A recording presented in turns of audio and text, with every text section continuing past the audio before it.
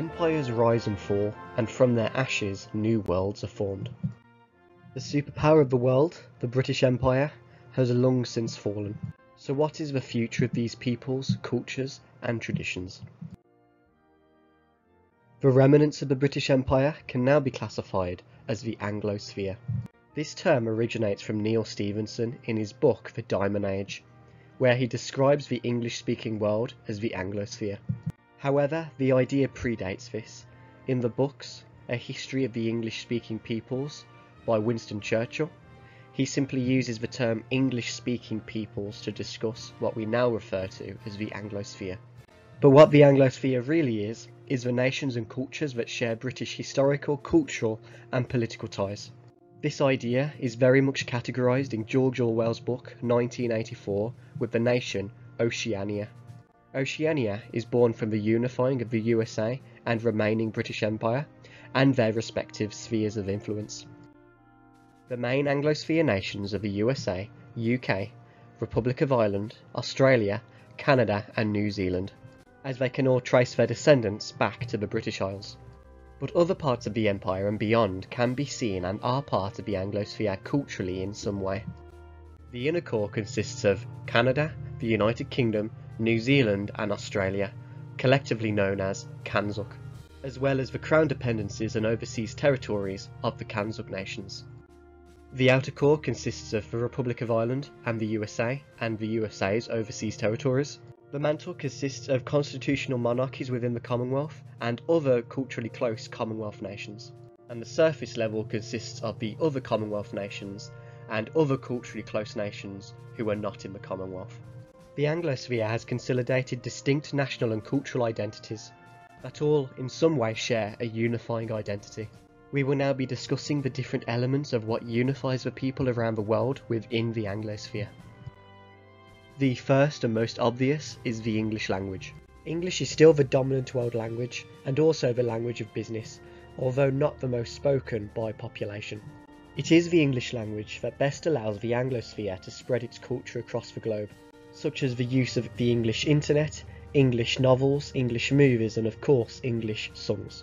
English is a very adaptable language, such as the assimilation of foreign words and the wide amount of dialects.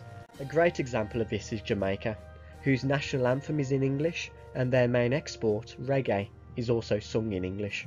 They also have their own English dialect, known as Jamaican patois. The bastardisation of the English language into dialects is encouraged and gives each people its own sense of culture under a unifying language. In the British Isles alone, the origin of the English language, there are more than 40 dialects. With the creation of the World Wide Web by the British and the Internet by the Americans, the English language has now strengthened and now dominates the cyber world. Recent studies show that more cyberspace is in English than in any other language. This is only untrue in nations where they heavily censor the internet, such as China. Even websites coded and designed in other languages still use the English language and coding as a foundation, although it's translated. The English language is also the spearhead of Anglosphere soft power, not only in terms of diplomats rarely needing interpreters, but also in terms of media spread, such as great literary works, music, movies, and even video games. In international politics, discourse is often in and shaped to the English language. Even in the worst case scenario, the English language is here to stay, even if in the future it's only studied academically, such as like Latin. This is because of two reasons. The first being that some of the greatest literary works of all time are written in English. The second being that histories from every corner of the world are written in English, as many of the native populations failed to write down their own histories and instead used oral history. This is similar to Latin, how many of the Germanic and Celtic histories need to be learned and interpreted through the Roman lens. This is just one of the many similarities the British and Roman empires share. I'm sure many of you will appreciate these as we go along, but I will no longer point them out as to save time. The English language also allows for political and cultural movements within the Anglosphere to spread like wildfire. For example, I'm sure everyone around the world heard about Brexit, even though it mattered very little outside the British Isles. But even minor things, tabloid headings, celebrity gossip and such are constantly cross-fertilised with each other. This is both a good and bad thing. For example, the Black Lives Matter movement started in the USA, but then it spread further to the CANZUK nations, even though these nations had much prouder and greater history when it comes to black people and slavery. It however also means that this cultural group will slowly merge together more. It is a world-spanning culture that the world has never seen before and that nobody can plan for. Conversely, the strength of the English language, from its base media spread to its dialects, relies on one thing: freedom of speech. Without freedom of speech in each of the English-speaking nations, its strength can be negated and maybe even destroyed. And sadly, only the USA is putting up a good fight in this corner, with freedom of speech in the CANZUK nations being pretty much a myth at this point. It's also too easy to blame politicians for this, as the people vote for the politicians. The fault is with the people voting. Many perpetrate that the Anglosphere is in decline, as proven by the fall of the British Empire. Let's explore this. The term British Empire was only really used by the elites before 1880. If you asked the average Brit about the British Empire before then, they would most likely not know what you was on about, or maybe just think you're referring to the United Kingdom itself. In contemporary times, the British Empire was not seen like other empires, such as the Roman one. This is because the British Empire was never built on conquest, and never had an emperor or empress. Queen Victoria only later adopting the title to better fit into Indian culture. The 13 colonies, Canada, Australia and New Zealand were all just places that the British people migrated to. They didn't go to conquer or subjugate, but instead just to seek a better life. What was later referred to as the British Empire was built mostly by private individuals, not by command. The state rarely ever got involved in this, but when they did, it was when people asked for permission to settle or to go and set up trade monopolies in places around the world. These were seen as commercial ventures to the government, not as conquests. This is not to say that conquests didn't happen, because they did, but they were rare. These places were also conquered only to protect trade and private venture, such as in the case of Egypt. The East India Trading Company, for example, asked for permission to set up a trade monopoly in Mirage. And over time, this company simply expanded on its own. It's only when the East India Trading Company asked the Crown to intercede and govern the Raj that the British Empire could be considered a true empire. Before then, it was just seen as commercial ventures and people seeking better lives. It was really an empire by accident. It was just independent British people going off into the world and doing their own thing. Therefore, it is a myth that we're in decline. What has really changed? We never set out to make a Roman imperial style empire. The only thing that's changed is that the places our forefathers went have now grown into their own independent and sovereign nations that can stand on their own 2 feet. All the trading monopolies have fallen, but in their place westernising and spreading our culture across the globe, such as in India or in the African nations. This, I would argue, is progression, not decline. It could conversely be argued that we have declined as an industrial power. And this is partly true. As the birthplace of the Industrial Revolution, you might think that the UK would be more competitive. But not really. It's just that we spread the Industrial Revolution around the world. As standard of living has risen in the UK, such as workers' rights, this is yet to happen in nations like China or Indonesia, where they can still milk their citizens like cattle. The UK is still a top manufacturing nation to this day, ranked around 9th depending on how you calculate things. This is great considering its small size, great workers' rights, and major focus on finance instead of manufacturing. And even better, the manufacturing industries in the CANZUK nations and the USA are hyper-competitive and specialised in things that cannot be easily replicated in other nations that rely on cheap labour. The UK was indeed the workshop of the world, but only declined as other nations copied us. This is normal. The USA's manufacturing industry, for example, is still hyper-competitive to this day. Added to this, Canada and Australia's manufacturing industries are likely to grow as population increases. You could still argue that the Anglosphere economies are as a whole in decline. This certainly does have truth in it, and it's mainly because of mismanagement from the top. However, the decline is way overstated. It looks bad in terms of GDP growth, such as the BRIC nations. But this is a silly way to measure decline. The CANZUK nations and USA are already highly developed nations. It's not that our economies are shrinking, it's that other nations' economies are catching up. Japan, India, China, they aren't doing anything special. They're just experiencing what happened to our nations in the 18th and 19th centuries. We should be instead proud that the world we currently live in is built on and invented by the Anglosphere nations. It is the adventuring, inventive, rebellious and independent culture that is the only thing that makes us special. And these values are by far not in decline. Another clear distinction of the Anglosphere nations is common law.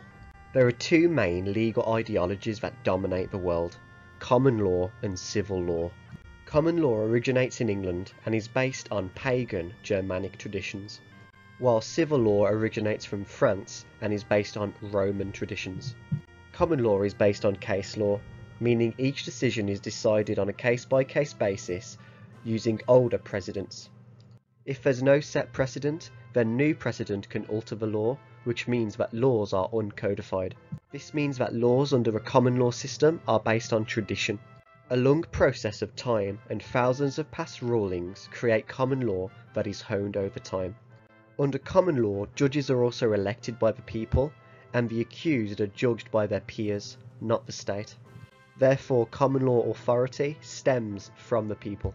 Civil law, on the other hand, is codified, meaning it is written by politicians and government officials.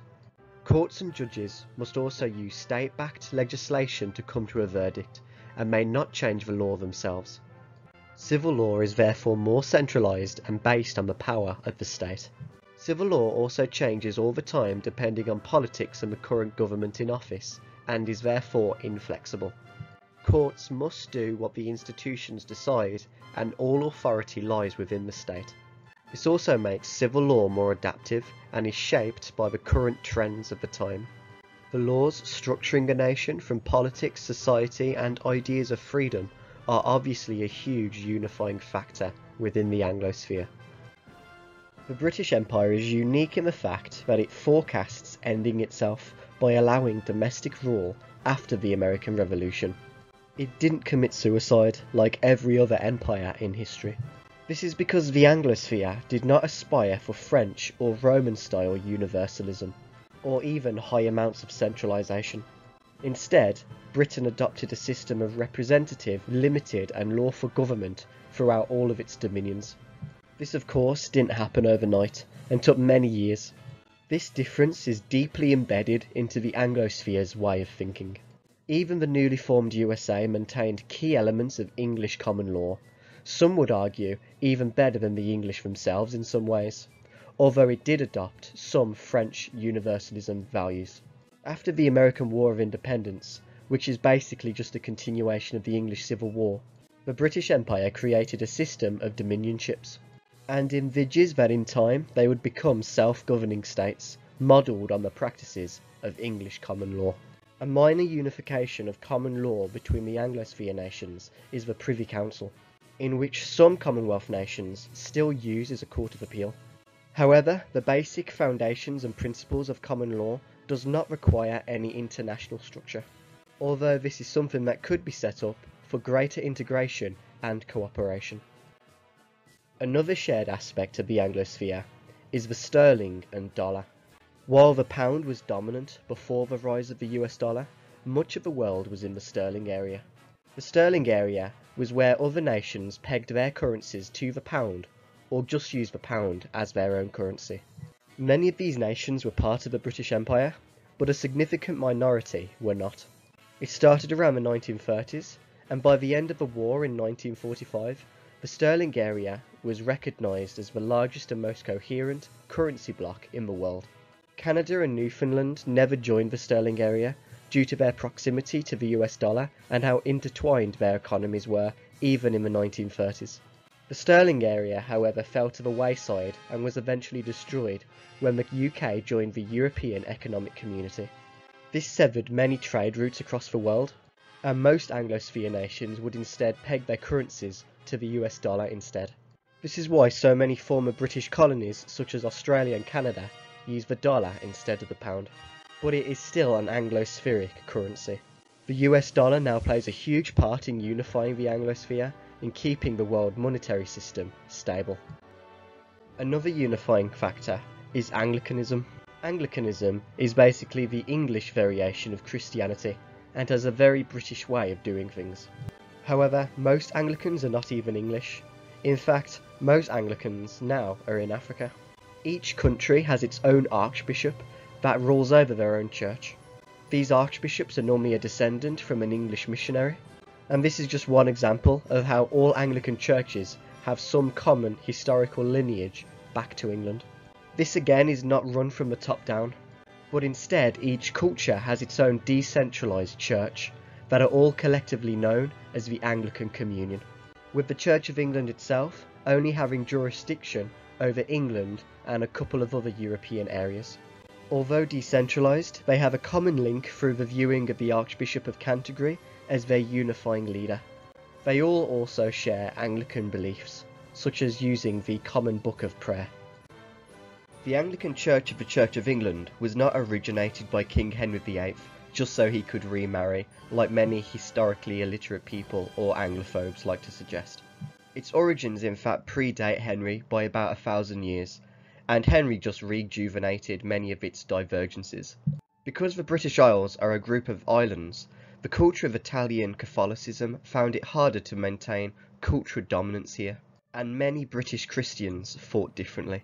This time of the religion can be vaguely grouped together and known as Celtic Christianity. It had many distinctions from Catholicism, from art to worship. Augustine of Canterbury was then sent over by the Pope to re-strengthen the Catholic Church in the British Isles, and therefore Augustine of Canterbury is seen as a strong figure of Anglicanism, as he brought the British Isles back into the Catholic fold. However, this didn't last forever, and the English people didn't think they should be beholden to the Pope and the corruption in the Vatican, but instead to their king and country. They therefore wanted the King of England to proclaim himself head of the church, which is where King Henry comes into the fold. Henry's succession problems are only one part of the story.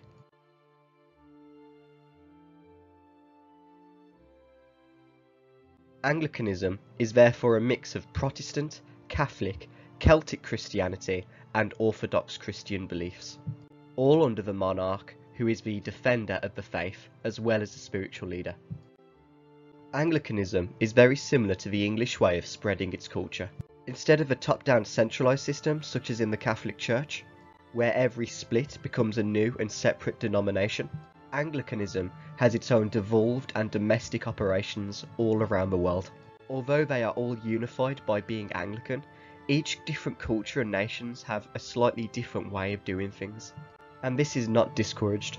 Anglican believers have a mix of progressive and orthodox values depending on the political and cultural landscape in each country. There are two ways that they do this: through joining the main Anglican Communion, or making smaller groups themselves, such as the current Global Fellowship of Confessing Anglicans, although all of them would still consider themselves Anglican, and the general Anglican worshipper may not even be aware of which organisation their church is in.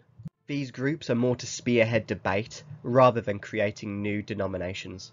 This makes Anglicanism stronger than any other Christian domination, as it allows for splits without the need to create whole new denominations and religions. It's very similar to how Hinduism works and why Hinduism is so stable, with every family having different beliefs but all still being unified and considering themselves Hindus and part of the same religion. And this is why Anglicanism is the third largest major group of Christians by number of followers, even though it's a relatively new creation. At the moment, the neutral and more progressive believers remain part of the Anglican Communion, while the more conservative and orthodox believers are part of the Global Fellowship of Confessing Anglicans. Many Anglicans, however, just call themselves Christians and don't even know they're Anglicans, and this is quite normal in nations where Anglicanism is the majority religion. Therefore, the split in these nations are normally Catholic or just Christian, meaning Anglican. Another huge unifying factor of the Anglosphere is the crown. Descendants of Alfred the Great and beyond, this family and their descendants were the first rulers of the Anglosphere, but are now just figureheads with soft power. The idea of the crown is an intrinsic aspect of England and the UK for many reasons that I don't have time to explore in this video. However, although Charles is the monarch of 14 nations, he's still very much seen as a British monarch, and during his reign and the reign of his mothers, many nations have considered becoming republics. The representatives of the crown still live in the UK and visit the other realms sparingly. Whether the monarchy has the sense to broaden its horizons outside the UK is yet to be seen, but it's unlikely that King Charles III will take this path. Will the monarchy remain a British monarchy, or will it take the plunge and become a true Commonwealth monarchy? Nobody knows. The wider Anglosphere spreads out much further than just the CANZUK nations in the USA, but into many other nations that share common values, traditions, cultures, and a general sense of the world. These brethren Anglosphere nations can be most easily found within the Commonwealth of Nations. Unlike other former colonial powers, the British and Portuguese are unique in maintaining good relationships with their former colonies. Former British territories were not treated as harshly as those from other colonial powers, and now former British colonies are seen as some of the better governed nations in the world, such as India for example, which is the world's largest democracy. Of course there was some mistreatment, as with every empire and nation's history, but when it did happen it was widely discouraged and looked down upon by contemporary figures in Parliament and the elites. During World War II, for example, many of these nations would support the empire voluntarily. They truly saw themselves as British and fought with as much courage and bravery as anyone else for their king and empire. These ties and memories still hold on, either explicitly or subtly, in many of these nations' cultures. They are far from being all anti-British and anti-English, as some would have you believe. The former Spanish, French and Dutch colonies, for example, have hugely negative relationships with their former overlords, while the British colonies and the UK decided to create the Commonwealth of Nations to peacefully break up the empire and continue positive relationships, with of course many humps in the road. Nations like Malta, Jamaica, India and South Africa are just a few examples of the huge amount of common ground shared across the globe. There are cultural differences, but these are not necessarily a bad thing. You'll find that most Anglophobes focus only on the negative aspects of empire. But it's important to think critically and to understand the nuances, that there were both good and bad things within the British Empire. They led us white bastards. They've taken everything we had, and not just from us, from our fathers, and from our fathers' fathers. And from our fathers' fathers' fathers. Yeah. And from our fathers' fathers' fathers' fathers. You understand, don't labour the point. And what have they ever given us in return? The aqueduct? Once the Commonwealth was created, the trade relationships blossomed each year until Britain decided to sever its ties and to join the European single market. Since then, the Commonwealth of Nations have limbered on in a sort of diplomatic bond, and it was no longer able to do its intended purpose. Now, since the UK has left the EU again, the Commonwealth could, if the UK had the brains and political competence, reforge its former alliances. Since Brexit, the Commonwealth has grown in size, with former French colonies such as Togo joining to subvert the French corruption within their nation. And yes, the French do still maintain some colonies in the modern day. The Commonwealth could bolster Anglosphere ideas better than anything else, and could act as a huge positive force in the world. If the Commonwealth were to come together, it would be a new world superpower, rivaling China and the USA in terms of landmass, population, economy, and even military power. The Commonwealth of Nations is still heavily influenced by British culture, which still survives in small nuggets all over the world and is very dominant online. And you would be mistaken if you think that the Commonwealth is just the British Empire in disguise. Some colonies have been kicked out of the Commonwealth, and some member states were never even part of the Empire. What the Commonwealth really is the alignment of shared history, culture, and Western ideals.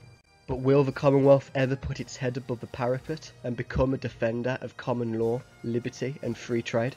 Or will it just remain a weak fragment of the past? Many of you may think that Commonwealth-wide trade would be impossible, but this is far from true. You see, there are two forms of international trade. Common standards, for example, where both or every nation must agree on what a banana is and the quality of it before they can trade it. This type of trade is often overly bureaucratic and creates a huge amount of restrictions on trade, as well as upping the price and lowering the competition.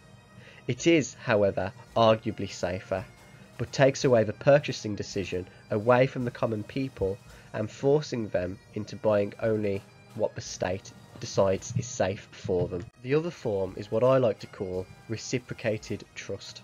This is where both or every nation agrees to trust in one another. Basically, whatever your nation considers to be a safe banana, we will agree to, and let that into our nation, and vice versa.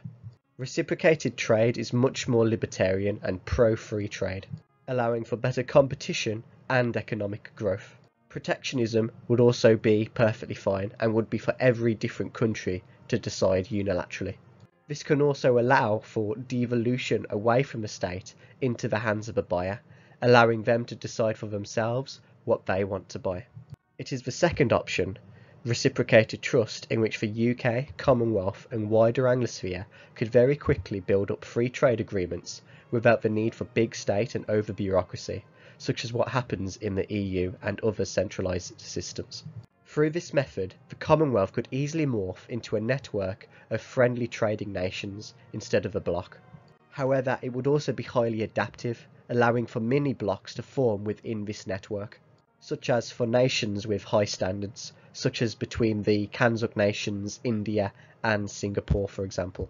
Or maybe mini blocs could form on regional areas and domestic need. This network would be ununified but extremely economically strong.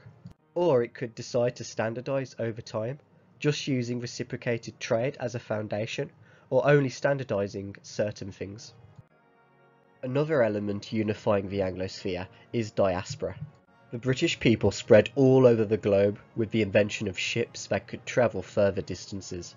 However, it's very hard to measure, as you'd need to track movement from both Great Britain and Ireland, as well as further movement from other nations but do not identify as British or Irish, such as those who identify as just Canadian, for example. The CANZUK nations are all majority British nations, as well as the USA. However, this is much harder to track in the USA, as after the revolution, most of the Americans decided to kind of reject their British ancestry. On census data now, they normally just call themselves American, and this is great because it shows that they see themselves as American and integrate. This stage of British diaspora is huge, as a large problem our ancestors had was population. We had always struggled to compete with nations such as France and Germany, and were always viewed as a small populated nation by some. Things have now changed. The EU is mostly perpetrated to be the biggest rival to the Anglosphere, but their population is diminishing fast, while the USA and CANZUK nations will together overpopulate it in the near future. This will bolster the Anglosphere economies even further. Although our populations should be much better than what it is, we are in a better situation than our ancestors. The reason it's still not as good as some nations in Africa and Asia, for example, is because people aren't breeding enough.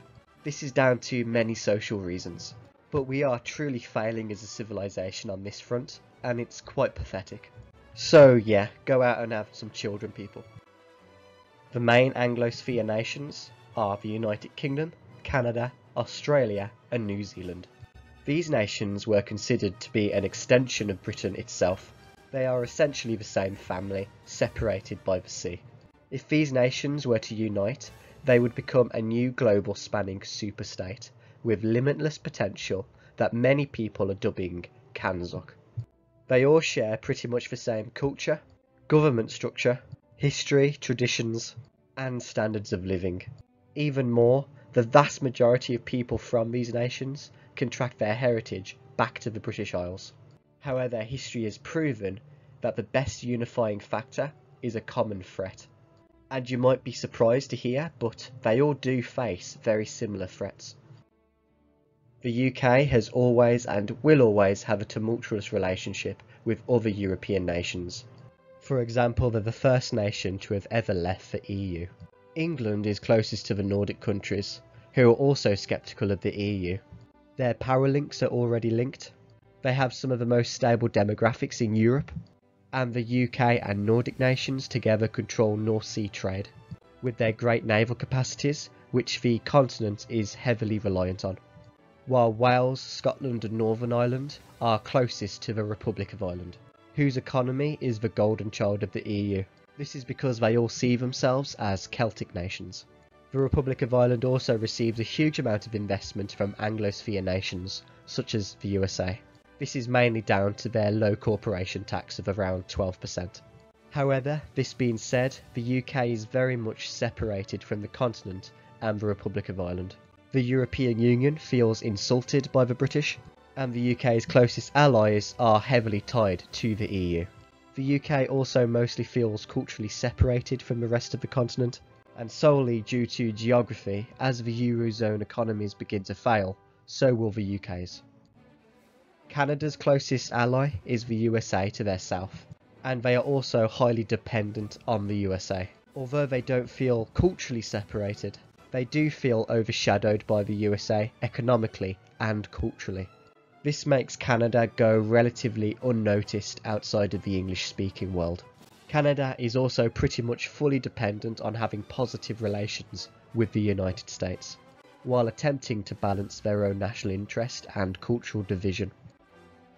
Australia and New Zealand's closest friends and allies are each other, and are surrounded by vastly different cultures and ideas, although they do have a lot of cooperation and trade with other nearby Commonwealth nations. Their main problem is that they struggle to economically compete with low-wage labour economies in the Asian nations nearby, with their main threat being China, who rules over this side of the world.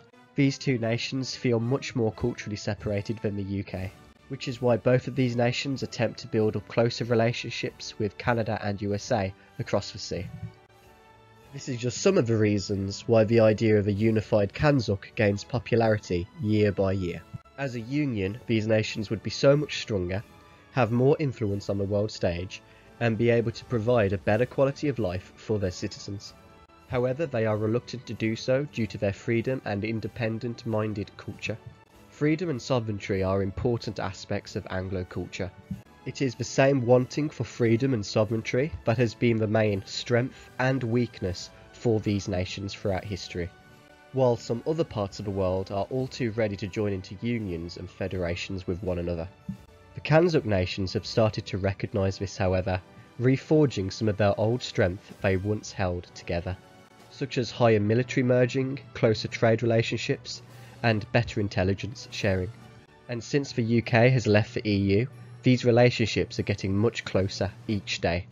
This would be particularly great for Canada, as they would be the middleman and connection point of CANZUK, while the UK can better drive trade in and out of Europe, while Australia and New Zealand will be able to better compete with the low-wage and authoritarian Asian nations nearby.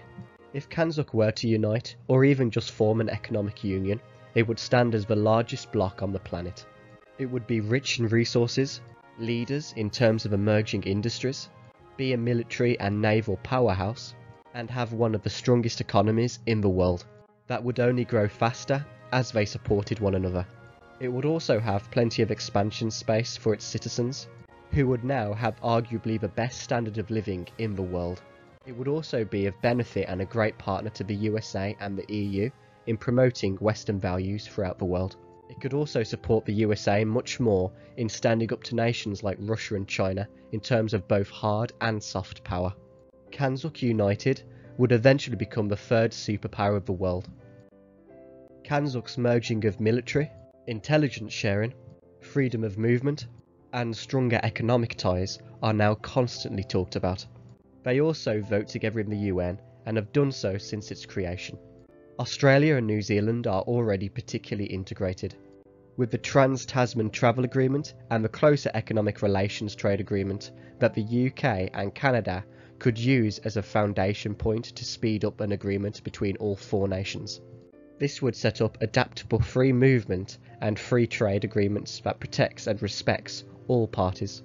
CANZUK could then choose to create a shared monetary mechanism and come to an agreement on international and defence policies. and agreeing upon a simple legal framework, or maybe even a Commonwealth Parliament structure, meaning that each of these nations would need to be prepared to give up some level of sovereignty. These agreements would also need to take into account the vastly different geopolitical and natural landscapes of each of these nations. It would also be necessary to build a powerful navy to protect the vast spanning union, which would butt heads with the USA if they start to see CANZUK as a maritime threat. The USA itself would hold a huge amount of soft power in all negotiations between CANZUK.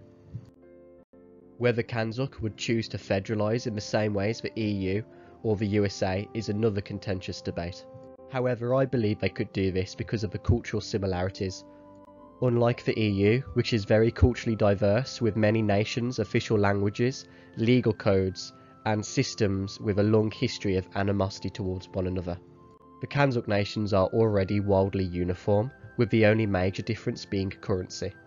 Alternatively, CANZUK could just act as a close economic alliance, not federalising or centralising at all, but instead just working together on the international stage as sovereign independent nations, with no supernatural structures at all, just simple collaboration between four friendly nations. The biggest thing standing in the way of CANZUK is simply the long distance and separation between its territories.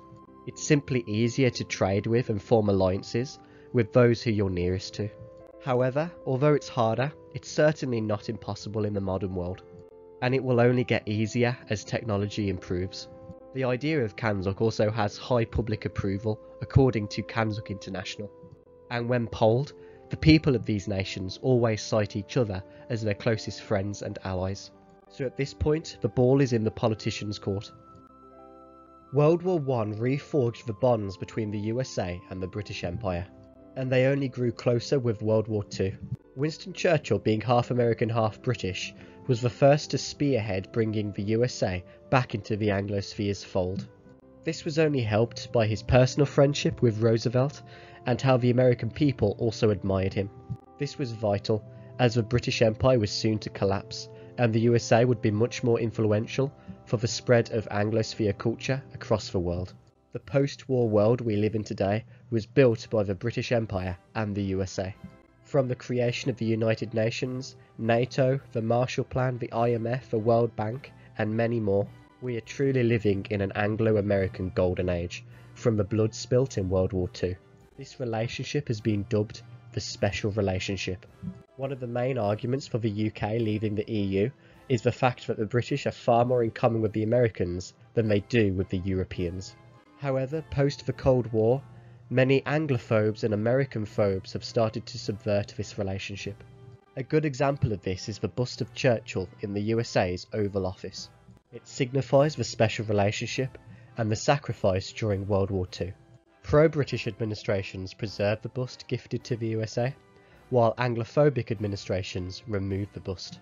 But regardless of politics, when push comes to shove, the USA and the UK still stand side by side when it matters. Even in the quite Anglophobic administration under Joe Biden, the UK and the USA are currently leading in the Russia-Ukrainian war, while the other EU nations hesitated. In the spring of 1986, Margaret Thatcher received an urgent and secret request from the American president. Ronald Reagan asked her to let him use British air bases for an attack on the Libyan president, Colonel Gaddafi. The Prime Minister agreed. France and other European allies had refused. It had the effect of cementing the Anglo-American alliance. There's another point. What's the good of having bases if when you want to use them you're not allowed to by the home country? It made America realize that Britain was her real and true friend when they were hard up against it and wanted something, and that no one else in Europe was. They're a weak lot, some of them in Europe, you know. Weak, feeble. Moreover, half British, half American presidents and prime ministers are still quite common. For example, Donald Trump is half British and has a deep love for Scotland, and Joe Biden bears an essentially English last name. And the current British Prime Minister, Rishi Sunak, was applying to become a US citizen. Public surveys state that the US public feel that their top allies and friends are the UK, Canada and Australia. while New Zealand is sadly forgotten about. However, as Henry Kissinger once said, to be an enemy of the US is dangerous, but to be a friend is fatal. As the USA begins to be subverted from the inside, due to it being weaker because of the universalist values in its constitution, for example the line, "We hold these truths to be self-evident that all men are created equal." I'm not really sure how this is self-evident, but it goes against the fundamentals of English Enlightenment, and even basic Darwinism, and it adopts a much more French approach. These ideals were most likely implemented just because it was the thing at the time, with the French Revolution just happening. But either way, these universalist ideas make the USA much more weaker and susceptible to the likes of identity politics. And then these Marxist ideas are allowed to spread from the USA to the rest of the Anglosphere.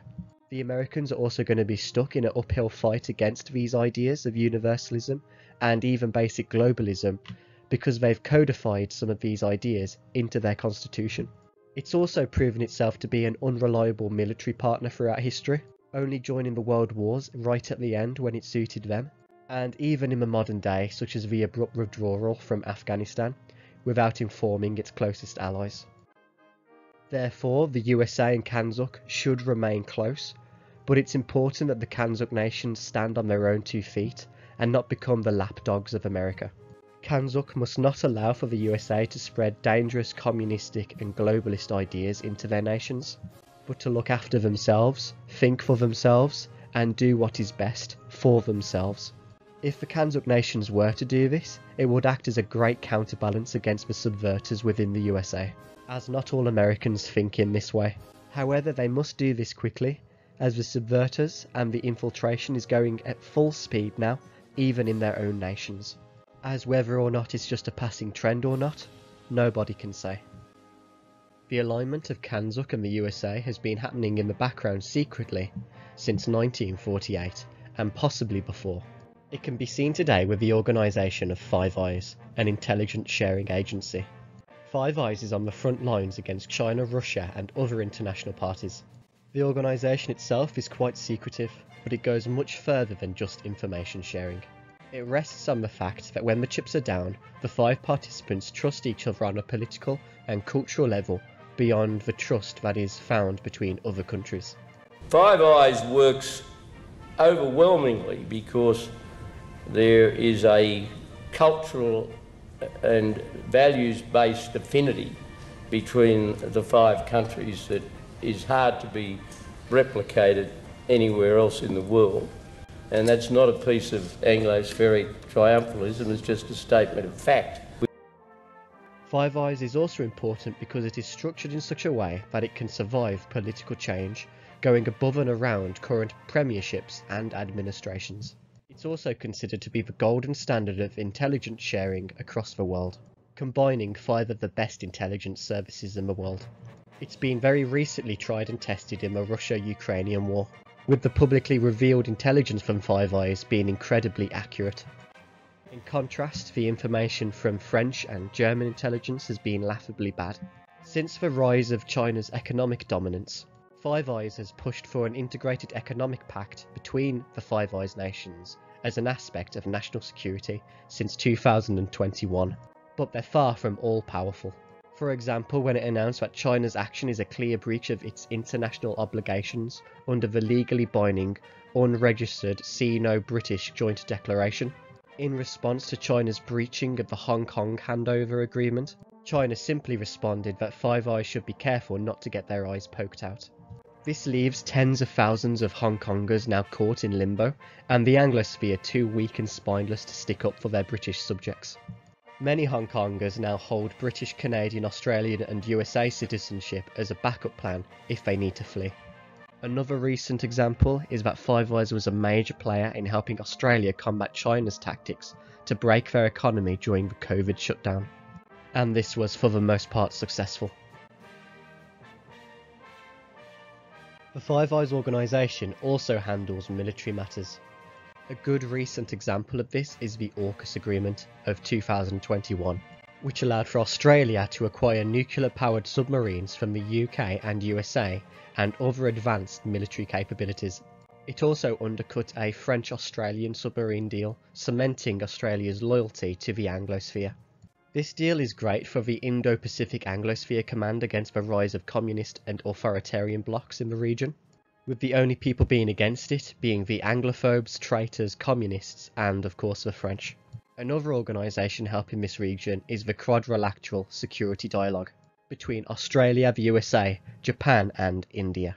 Other military agreements between the core Anglosphere nations are the Abkhan's Armies Organisation, which helps the standardisation of training and equipment, the Air and Space Interoperability Council, which focuses on Air Force standardisation, Naval Command Control Communications and Computers, which helps the Navy cooperate with one another, Combined Communications Electronics Board, which allows for communications across all the nations, the Border Five, which is an informal forum on customs and border management policy issues, obviously Five Eyes, which handles intelligence sharing, the Technical Cooperation Programme, which integrates technology and science throughout the nations, the Five Nations Passport Group, which handles best practices in the insurance, development and management of passports, Migration 5, which handles the security and efficiency of immigration and border services, and the UK-USA Agreement, which focuses on signals intelligence.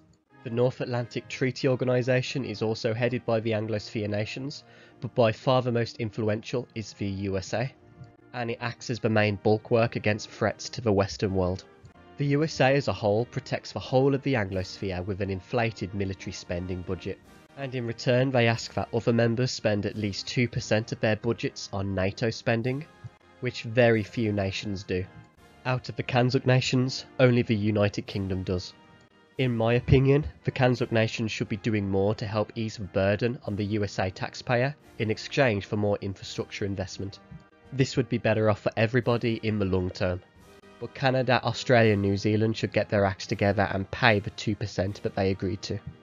The UK, followed by Australia and then Canada, all have capable militaries with a good amount of military spending. But the USA is by far the strongest.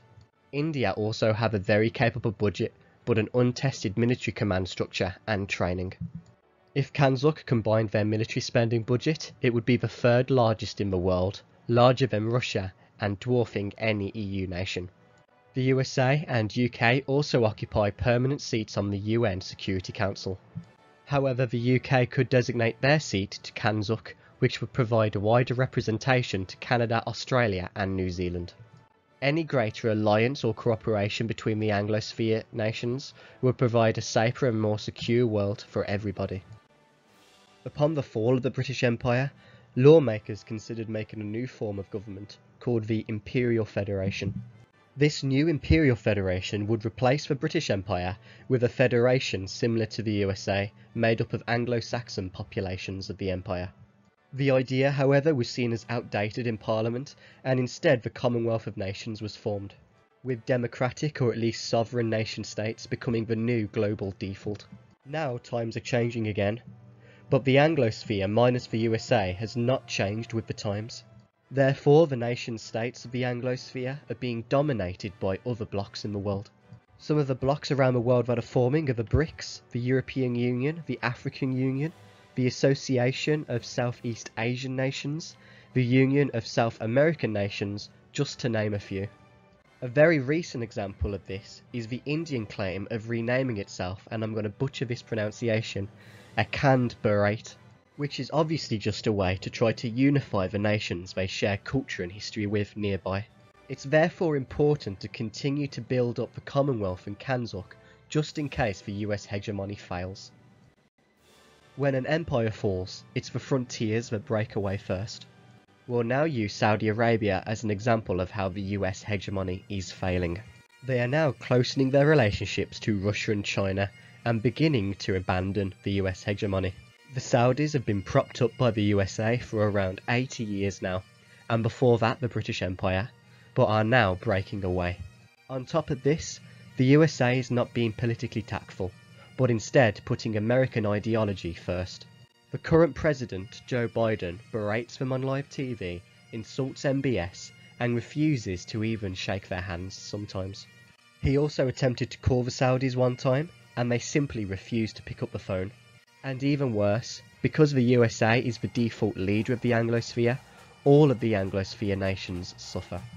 Some people might be happy at the weakness of the USA hegemony, and not want the wider Anglosphere to stabilise things. But who would they rather fill this gap? An authoritative and quite communist China and Russia? The theocratic and fascist Islamic world? The socialist EU globalist oligarchy, who are appointed, not elected? Or maybe the anarchic Spanish or African worlds? Some people think that the world outside of the Anglosphere is all rainbows and flowers, but it's far from it. The Anglosphere's cultural strength is its own weakness. Its need and sense to do moral good in the world has led to its downfall. Part of the culture of the Anglosphere nations is that they need a purpose, a goal to pursue. And this goal is often from their point of view that they're doing a moral good. It's this that led the Americans to spread across the continent, that spread Christianity and the Anglican Communion across the world, that made the British Empire build up their provinces rather than just plundering them. The British Empire used their navy, the largest in the world, to end slavery across the globe at their own loss. They also threatened to go to war with their allies if their allies didn't comply in ending the slavery. And the USA, a couple of generations later, would kill 500,000 of their own population over the same fight over slavery. This constant need to always claim the moral high ground weakens them. For example, do you think that Gandhi would have been allowed to live in any other empire or regime? They're also unique in actively trying to spread individual freedom and British rights to their subject nations, which is why so many of their former colonies are such great nations today. In my opinion, the Anglosphere's biggest problem is the English virtue of being self-deprecating. Many people of the Anglosphere hate everything and anything to do with the Anglosphere, the British Empire and so on. And trying to do anything politically in these nations is hard, since the death of Anglicanism.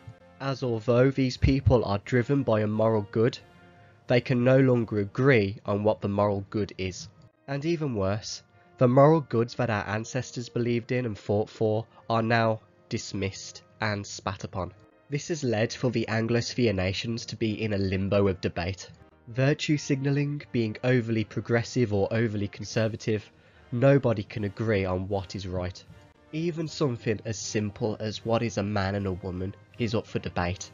One side is overly emotional and ignores basic biology, and the other side is overly cold-hearted and unsympathetic. Many people propose that the idea of the CANZUK nations sharing a common culture is racist, because they're all white nations.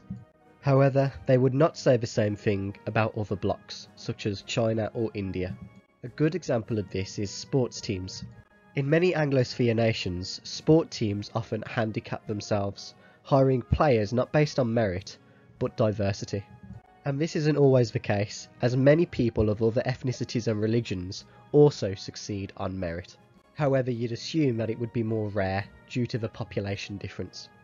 And if a team just so happens to have only white Anglosphere players, that team is often derided by the Anglophobes. But these same Anglophobes do not argue that, for instance, the Congo or the Chinese teams lack diversity. Apparently, it's only the core Anglosphere nations that need to embrace diversity, no one else. This is not to say that diversity is either good or bad, I'm just pointing out the double standard, and how the Anglosphere nations again hold themselves to a much higher moral standard to the rest of the world. I see this as a strawman argument, and see no real problems with the core Anglosphere nations being majority white. In fact, I find the people saying such silly things are the racists themselves. I'm not sure why they're like this, but they just have an obsession with race and seeing the world through a racial and over-idyllic lenses. And again, these people ironically think themselves more moral than everybody else. There are even holes in this argument. The USA, for example, is far from a white-only nation, with many Hispanics and Africans. And the Anglosphere is based much more on culture than race anyway. And therefore, I think that the people who call the idea of an Anglosphere racist are just revealing something about themselves. Some people argue that the concept of the Anglosphere, Commonwealth of Nations or CANZUK, is just a revival of British colonialism. but I see very few to nobody wanting to see a new imperial empire. The former British dominions can now stand on their own 2 feet and no longer need the UK's protection. But this doesn't change the fact that we would be stronger together.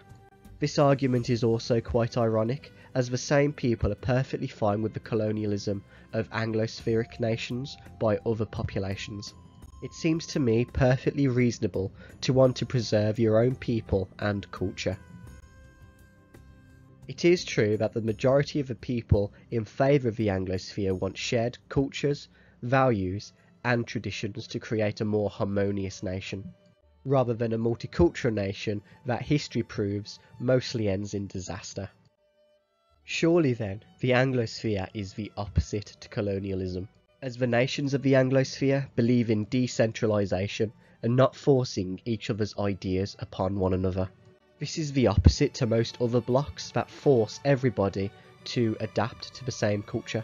But what these people don't understand is that creating a multicultural nation is far from diverse, but instead just creates a strange hodgepodge. I'd argue that if you're in favour of true diversity, then you'd want Japanese culture and people in Japan, Indian culture and people in India, Mexican culture and people in Mexico, Tongan culture and people in the Tonga, and Anglosphere culture and people in the core Anglosphere nations. Therefore, the biggest thing that the Anglosphere needs to tackle is the idea of globalism. Do they just want their nations to become economic sector 12, with no real shared traditions, heritage or culture? Or do they want to retain what their ancestors built with sweat and blood? Will they be citizens of anywhere or a citizen of somewhere? Another colonial argument is that the core Anglosphere nations of Canada, New Zealand, Australia and the USA are built upon stolen land, and that the British people had no right to settle here. But they fail to understand, or just choose to ignore the nuances of the past, and how differently, and I think we can all agree misguidedly, people fought back then. And by this same logic, no nation in the world would be a nation, as every nation is built on either migration or conquest, and often a mix of both. I think that those proposing a colonial argument have a sense of inferiority, have an anti-Western streak to them, or are just historically illiterate. But at the end of the day, it is not up to them, but up to the Anglo-Spheric nations how they govern their nations. And although we shouldn't ignore their opinions and arguments, we should try to remember that they might not have our best interests at heart. And one of the very peculiar features about England, which I think has become a kind of disease which has spread to the rest of the West, is the self-hatred of the English intellectual. I mean, it's written about very, very interestingly by George Orwell. You'll remember there's just immediately before, well, on either side of the Second World War, in which there's that wonderful passage describing the kind of people who read The Guardian, you know, the sandal-wearing Quakerish classes, or invariably vegetarian or vegan, as the kind of people who would rather steal from the poor box than stand to sing the national anthem. And that, again, it goes back to the late 19th century. You've got in the Mikado's in Coco's song in the Mikado, of all the people that he hated, it's those who sing the praises of every century but this and every country but their own. And this has become profoundly deep-rooted in Anglo-Saxon culture.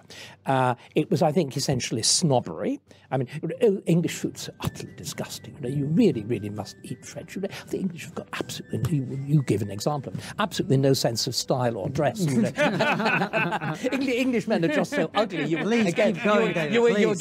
again. This is the best moment of this episode. Please carry on. You illustrate the point perfectly, and so on. And then, of course, it becomes given an extra crank and edge by race sensitivity, so it now shifts from snobbery to something else, which is that we, of course, as imperialists, are responsible for absolutely all the ills in the world.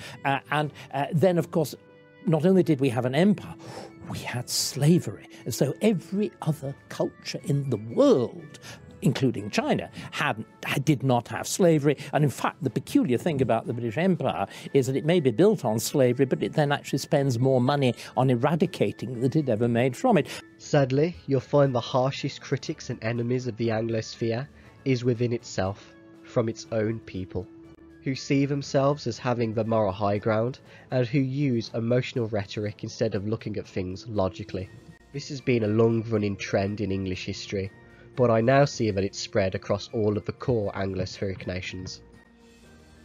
Which brings us on to the concept of the Western world. We are currently living in an Anglo-American golden age, with blood spilt from World War II. It is the creations post this war and during the Cold War that make up the Western world. These newly created institutions are based upon Anglospheric ideas of law, rights, freedom, sovereignty, representation, and democratic governance. Even the European Convention of Human Rights was created mostly by the UK, and stems from human rights precedents in common law. Neither the UK or the USA trusted the Europeans on this subject post-war, and although these institutions were created to strengthen the Western world, the protection of the Western world still falls upon the hands of the Anglosphere, mainly the USA. The EU and other Western world blocs are still struggling on the world stage, as demonstrated through the hesitation and chaos during the Russia-Ukrainian war, where it was the UK who needed to take lead in Europe. Therefore, the English-speaking world need to start refinding their backbones. The greatest generation built the world we have today, but it will not last unless we're willing to fight for it. Freedom is never more than one generation away from extinction. We didn't pass it on to our children in the bloodstream. It must be fought for, protected, and handed on for them to do the same. Without the Anglosphere, the Western world will fall. And it's not fair for the American taxpayer that they need to maintain such a large army for its protection. And although nations such as the UK are doing our negotiated part, it could be doing so much more. If the Western world does fall, it's most likely going to be an authoritarian, communist China that replaces it. The Chinese people have higher mathematical intelligence, political, racial and religious unity, and a single, all-powerful political party. These 1.5 billion Chinese will also soon have a modern military, a corporatist economy, and are all under a single, unified bloc. Even with China's upcoming slump in population and economic troubles, they are still much more stable than the EU, that relies on importing Africans, Middle Easterns and South Asians just to keep their populations stable. The worst that can happen to China is that they'll reform from being communist, but this does not mean that they'll become liberal democracies. In fact, it might even make things worse. Meanwhile, the Anglosphere is split up across the globe with varying amounts of sovereignty and unity. This after the world was handed to them on a silver platter by the greatest generation, and they've nobody to blame but themselves. So let me now ask, who still doubts this? For what reason, religious, cultural, ethnic or otherwise, should the USA and Canada be separate nations? As technology improves and the world becomes increasingly connected, why not unite their collective nation's pride instead of constantly dividing themselves?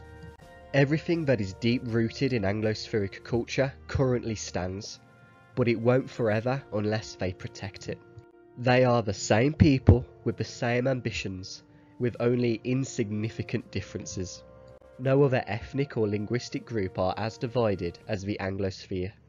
The prolonged continuation of their people, their cultures, their heritage, or even their ideas depend on coming together, and the only thing standing in their way is their own self-deprecating nature. So join me on this channel as we overcome this and take pride in exploring the history of the Anglosphere. Its great people, its man-made and natural landmarks, its politics, its major historical events, and everything else. I would go in-depth into subjects both popular and niche. Episodes will cover any and all aspects of Anglosphere history. For it is the doom of men that they fall.